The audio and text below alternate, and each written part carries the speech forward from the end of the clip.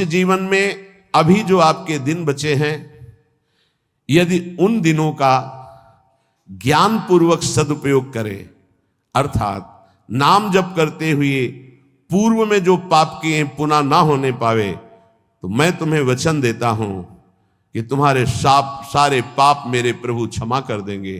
तुम्हें कोई भी पाप का दंड नहीं भोगना पड़ेगा। जितनी श्वासें अब बची हैं, जितना जीवन बचा है, अब ज्ञान पूर्वक व्यतीत कीजिए। कोई पाप कर्म जो पीछे हुए पुनः मत कीजिए और नाम जप कीजिए, सारे पाप आपके प्रभु क्षमा कर देंगे।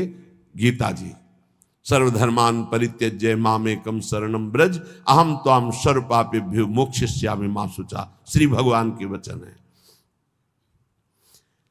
जो आंतरिक काम क्रोधादि रोग हैं, इनको नष्ट करने के लिए 5 औषधियां हैं। जैसे पेट खराब हो जाए तो पंचसकार चूर्ण की आवश्यकता होती है, ऐसे ही हमारा विचार खराब हो गया है, दिमाग खराब हो गया है। सत्य वस्तु को भूलकर असत्य में रमण करना पागलों का कार्य है। वो सत्य मार्ग के पथिकों को पागल समझते हैं और सत्य मार्ग के पथिक उनको समझ रहे हैं कि इतना कीमती जीवन तुम व्यर्थ में नष्ट कर रहे हो। और वो समझ रहे हैं मानव जीवन को ये कैसे बर्बाद कर रहे हैं, ना कोई भोग भोग रहे हैं, ना कोई धन संचय कर रहे हैं, इनका जीवन ही बर्बाद हो रहा है। वो नहीं समझ पाते। ये 5 हैं जो तुम्हारे आंतरिक भवरोग को नष्ट कर देंगे। पाप जो हो रहा है उस पाप की प्रवृत्ति का नाश कर देंगे। 5, पहला सत्संग। सत्संग, अगर भगवान की कृपा हुई है तभी सत्संग प्राप्त होता है। प्रथम भगति संतन कर संगा, दूसरी रति मम कथा प्रसंगा। सबसे पहली कृपा भगवान की होती है कि सत्संग प्राप्त होता है। अहो भाग्य रोज सत्संग प्राप्त हो। अहो भाग्य। जिस दिन होता कि आज पूज्य श्री मथुरादास जी कथा करने नहीं आएंगे, उनका स्वास्थ्य खराब है, या आज उनकी निर्जला एकादशी है, उस दिन ऐसा लगता है जैसे वज्रपात हो गया हो कि आज महापुरुषों के चरित्र सुनने को नहीं मिलेंगे। जो महापुरुषों से सत्संग प्राप्त, वो फिर और जैसे रबड़ी पाने के बाद गुड़ का सीरा चाटने की इच्छा नहीं होगी। यद्यपि वो भी मीठा होता है, वो भी पवित्र गन्ने के रस से बनता है, पर नहीं, जो रसमलाई पा चुके हैं ना, उनको फिर गुड़ का स्वाद नहीं आएगा। ऐसे ही जो सच्चिदानंद में डूबे हुए महापुरुषों के वचनों को श्रवणेंद्रिय से पान कर लिए ना, फिर वो केवल शाब्दिक प्रवचन में उसका श्रवणेंद्रिय स्वाद नहीं ले पाएगी। उसको चाहिए अनुभवी, क्योंकि उतने गरु वचन सुन लिए तो अब फिर और नहीं। अगर भगवत प्राप्त महापुरुष का सत्संग सुन लिया तो इन कानों की इतनी गरु स्थिति हो जाएगी कि वो हल्का शब्द सुन ही नहीं सकते। वो खुद अपने आप उनको लगेंगे बंद करो यार। वो कान इतने बड़े व्यसनी हो चुके हैं भगवदानंद के कि बिना भगवदानंद प्राप्त हुए महापुरुष के वचन उसे अच्छे ही नहीं लगेंगे। जब द्रवै दीन दयालु राघव तो साधु संगति पाइए। पहला है आंतरिक रोगों के नाश करने का उपाय सत्संग। जिसे सत्संग मिल गया तो बड़ी भारी विजय प्राप्त करने का अवसर मिल गया। रोज सत्संग में असत विकारों के प्रति हे भाव और भगवान की प्राप्ति के लिए उत्साह पैदा होता है, रोज जो सत्संग सुनते हैं। दूसरा, पहला सत्संग, दूसरा स्वाध्याय। जो हमारे आचार्य की वाणी है, जो गुरुदेव ने आदेश किया जिन ग्रंथों का स्वाध्याय करने के लिए, उन्हीं ग्रंथों का स्वाध्याय करना चाहिए। स्वाध्याय का मतलब नहीं कि कुछ भी स्वाध्याय करो, नहीं, गुरुदेव के अनुसार शास्त्र स्वाध्याय करना चाहिए, जो गुरुदेव आदेश कर रहे हैं। जो आचार्य वाणी है, जो हमारी उपासना में हमको पुष्ट कर सकते हैं, वही स्वाध्याय करना चाहिए। तीसरा है आहार, स्वल्पाहार। सत्संग, स्वाध्याय, स्वल्पाहार। आहार का बहुत बड़ा रोल है जीवन के उत्थान में। भगवान शंकराचार्य जी ने भी साधन पंचक लिखा है, उसके एक एक शब्द का आगे श्लोक तो बहुत बड़े।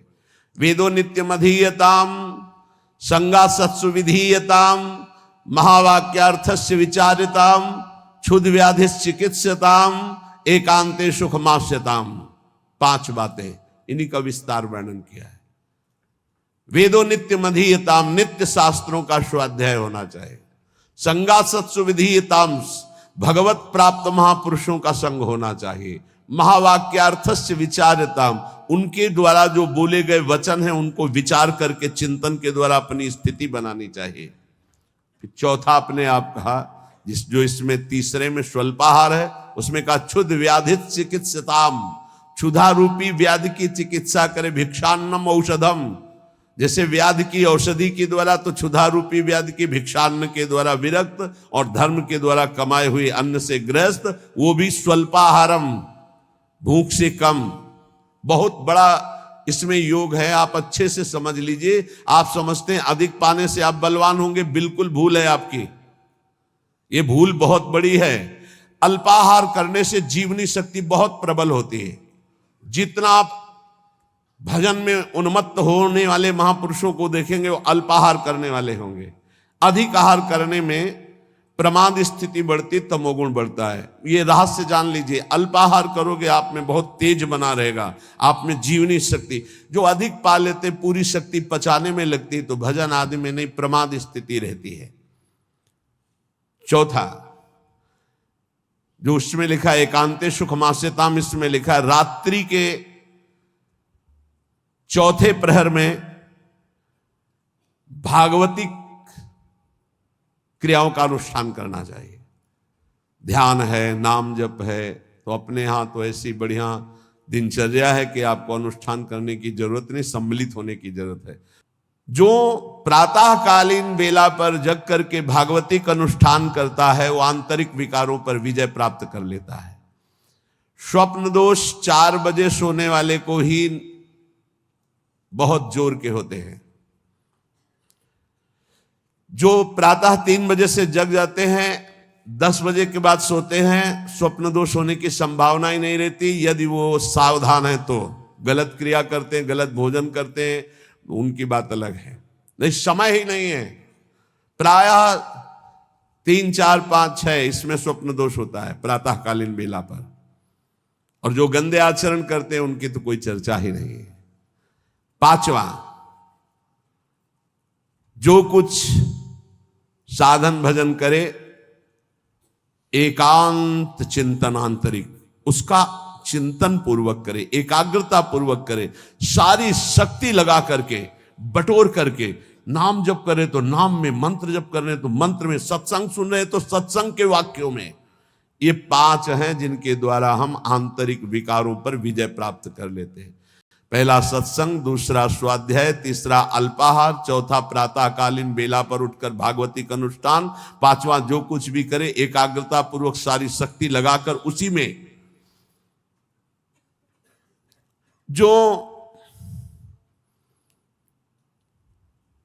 अपने ऊपर हर समय ईश्वर की, आराध्य देव की कृपा का अनुभव करता रहता है, ये बहुत बड़ी बात है। हर परिस्थिति में बड़ी कृपा, श्री जी की बड़ी कृपा, श्री जी की बड़ी कृपा। एक हमने संत भगवान को देखा, वो बल्ब ऐसे लगा रहे थे तो चूक हो गई, तो वही किसी कनेक्शन में कहीं छू गए, मारा ऐसा झटका तो सीढ़ी गिरी, सीढ़ी से सीढ़ियों पे आकर के गिरे, उससे नीचे चबूतरे के नीचे आके गिरे, काफी चोट लग गई थी। तो दौड़ करके उनको उठाया तो उनका बड़ी कृपा, निपट गए, बड़ी कृपा, निपटा दिया प्रभु ने। बड़ी बात थोड़ी में निपटा दिया, बड़ी कृपा। और मुस्कुरा रहे थे और कई जगह चोट दिखाई दे रही थी। ये संत हृदय, बड़ी कृपा, निपट गए, बड़े अपराध को छोटे में काट दिया, निपट गए, बड़ी कृपा। जब अपने दास के ऊपर प्रभु कृपा करते हैं तो उसके हृदय में सद्गुणों का खजाना खोल देते हैं, जो हर समय अनुभव करता रहता मेरे ऊपर बड़ी कृपा है। फिर उसको अपने आप में मिलाकर एक कर देते हैं, चाहे भक्ति में हो चाहे ज्ञान में बचता एक ही।